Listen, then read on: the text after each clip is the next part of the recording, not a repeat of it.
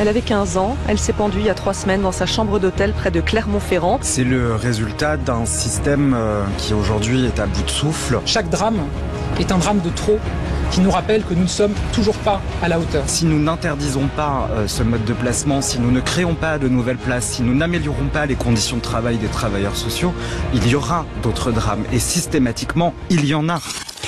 La colère des défenseurs des droits de l'enfant après cette triste histoire, le suicide d'une adolescente de 15 ans de Clermont-Ferrand dans la chambre d'hôtel où on l'avait placée, l'aide sociale à l'enfance. Ce n'est pas le premier drame de ce type et cela illustre les carences dans la prise en charge de ces enfants placés. Oui, alors parlons vrai. Comment expliquer la situation de ces mineurs en grande difficulté? Est-ce un problème de moyens? Est-ce un problème d'organisation? Faut-il un plan d'urgence pour les mineurs dits incasables? Eh bien, pour le moment, vous dites oui à 85% sur Twitter. Vous voulez réagir? On attend vos appels. 0826 300 300. Lies Loufoque était avec nous, militant des droits de l'enfant. Vous avez publié dans L'enfer des foyers chez Flammarion en 2014. Puis Si les enfants votaient, plaidoyer pour une politique de l'enfance chez HarperCollins. C'était en 2022. Merci d'être avec nous. Philippe Bilger, le traitement de ces enfants qu'on dit incasables, il y en a 200 000. Oui, mais surtout, Cécile, et pardon si j'ai de l'ignorance que je ne devrais pas avoir, j'aimerais connaître très exactement le statut de ces enfants. Et ce sont des gens qui quittent l'aide sociale à l'enfance et qui apparemment donc sont placés dans des hôtels. Mais est-ce qu'ils ont quoi que ce soit à voir avec des transgressions? Est-ce que c'est uniquement de l'enfance en danger qu'il faut assister et contrôler? J'avoue que j'attends avec impatience notre intervenant pour qu'il m'éclaire en tout cas. Oui, moi, je pense qu'il y a 1000 situations.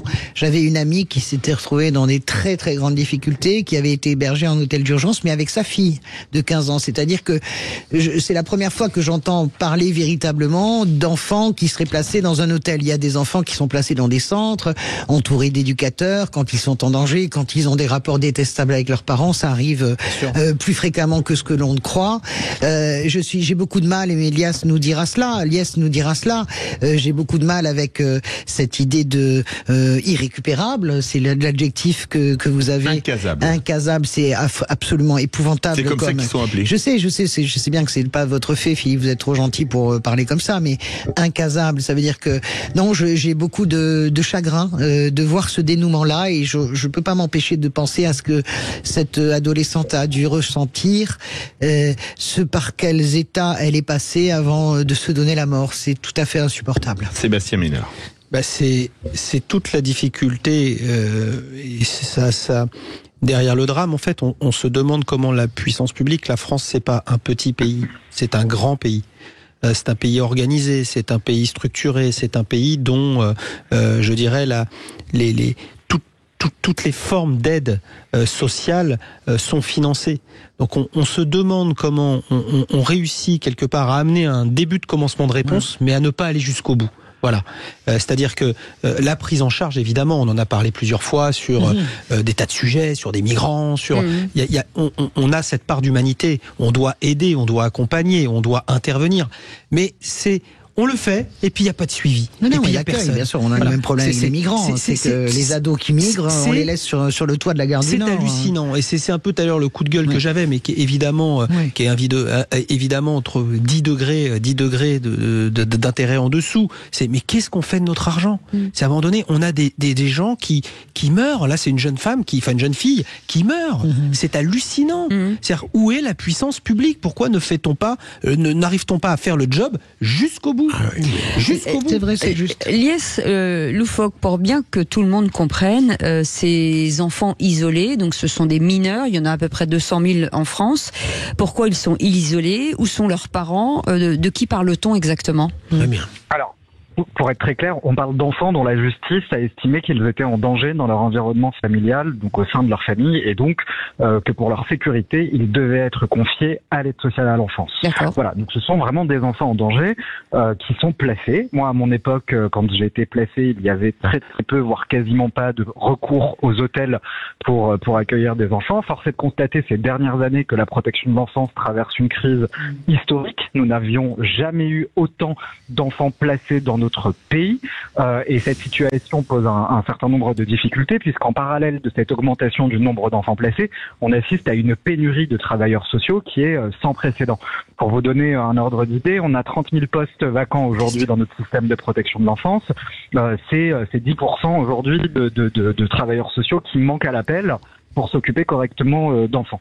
Voilà. Donc cet enfant, Lily, qui s'est suicidée dans l'hôtel dans lequel elle a été placée, c'était une enfant qui était placée à l'aide sociale enfance depuis l'âge de 3 ans et qui a été placée sur décision de justice pour sa protection et qui n'aurait jamais dû se retrouver dans un hôtel pour plusieurs raisons. D'abord parce qu'en 2022, nous avions réussi à faire adopter au Parlement une loi qui visait à interdire à l'aide sociale à l'enfance d'avoir recours à ce type d'hébergement parce que nous savions que cela conduisait à des drames et parfois coûter la vie à certains enfants. Je pourrais vous citer le cas de Jess qui a été poignardée dans un hôtel des Hauts-de-Seine à l'âge de 17 ans par un autre jeune qui était lui-même placé dans cet hôtel. Mais je pourrais vous parler de Anthony Lambert qui, lui, n'a pas été placé dans un hôtel mais dans un camping en Saône-et-Loire. Son corps a été retrouvé nu dans un champ, probablement tué par un autre enfant placé dans le même camping que lui. Je pourrais vous parler du petit Nour qui, pareil, a été placé par l'aide sociale à l'enfance de Paris dans un hôtel et qui, par désespoir, s'est jeté dans la Seine. Mais on pourrait aussi citer le cas de Méline dans le Nord. Enfin, je pourrais continuer la liste comme ça indéfiniment, malheureusement. Et donc, la loi qui a été votée au Parlement en 2022 et qui prévoyait d'interdire les placements d'enfants dans des hôtels n'a pas été respectée dans le département du Puy-de-Dôme. Le gouvernement n'a toujours pas pris les décrets d'application qui devaient être pris avant le 1er février 2024. Le Parlement a dit quelque chose de très clair en 2022. Il a dit ces modalités de placement ne sont pas humains. C'est un traitement dégradant qui est aujourd'hui mis en œuvre, infligé à ces enfants. Néanmoins, du fait de la difficulté que rencontre le système de protection de l'enfance, c'est difficile d'interdire du jour au lendemain d'avoir recours à des hôtels, puisque la réalité est que selon l'Inspection générale des affaires sociales, en 2020, il y avait plus de 10 500 enfants accueillis dans des hôtels et placés à l'aide sociale à l'enfance. Donc il a laissé un délai de 2 ans au département pour s'organiser, trouver des moyens, débloquer des fonds, créer de nouvelles structures, embaucher de nouvelles salles d'accueil, recruter des travailleurs sociaux. On a très peu de temps, mais il faudrait vous poser des questions. Alors vraiment, c'est intéressant. Enfin, c'est glaçant ce que vous racontez, poignant, glaçant. Ça veut dire que ces enfants, de toute façon, s'ils sont exposés à un grave danger, je ne sais pas si ça a été votre cas, c'est qu'ils sont déjà traumatisés. On est d'accord qu'ils ont déjà subi soit des sévices sexuels, soit des sévices physiques. Je ne sais pas, ou une famille tellement dysfonctionnelle. Donc pourquoi est-ce qu'ils ne sont pas accompagnés, en danger dans leur famille, en danger dans leur famille. Pourquoi est-ce qu'ils ne sont pas, comment on peut imaginer qu'on laisse un ado déjà traumatisé avec un sentiment de solitude dans un hôtel qui ne peut le pousser soit à faire des conneries, soit à se foutre en l'air? Pourquoi il n'y a pas un psychologue? Qu'est-ce qui s'est passé là? Pourquoi est-ce que ces enfants sont suivis? Est-ce qu'ils ont des rendez-vous avec des psys? Allez-y. Pardon. Yes. Mais il va falloir prendre conscience que le système de protection de l'enfance, l'aide sociale à l'enfance, est dans le même état aujourd'hui que nos urgences hospitalières. Et donc nous n'avons plus de place. Quand des enfants sont placés sur décision de justice, soit ils atterrissent dans des foyers qui sont en sureffectif et dont on sait que le sureffectif est générateur de violence, soit les mesures judiciaires de placement ne sont pas exécutées par les départements, et donc même si on a reconnu le danger que pouvait subir cet enfant, il ne sera pas extrait de sa famille. Mais il n'y a pas de famille d'accueil? Il y a pas. C'est la question que j'allais poser. La petite Lily, à 3 ans, elle était déjà à l'ASE. Il n'y a pas de famille d'accueil, c'est fou. Oui, absolument. Et puis Anthony, c'est la même chose. Jess, c'est pareil. Pourquoi c'est lié à la difficulté d'adopter? C'est lié à la difficulté administrative d'adopter, ou c'est lié à quoi? Alors, il y a en France, il est vrai, une forme de sacralisation à tout prix des liens du sang, et souvent au détriment de l'intérêt supérieur de l'enfant, où on a du mal à admettre qu'un parent incapable ou ayant des incapacités puisse ne plus être le parent juridique de l'enfant. Donc, on a des retraits d'autorité parentale qui ont du mal à se mettre en œuvre, ce qui peut permettre dans certains cas, mais pas pour tous, de pouvoir être adoptés ensuite. Donc il y a un vrai enjeu en effet à ce niveau-là. Alors il y a une loi qui a été votée en 2016 cette fois-ci et qui visait à faciliter les procédures de délaissement parental et permettre l'adoption simple des enfants placés de manière un petit peu plus rapide. Mais c'est une loi qui a énormément de mal à être appliquée.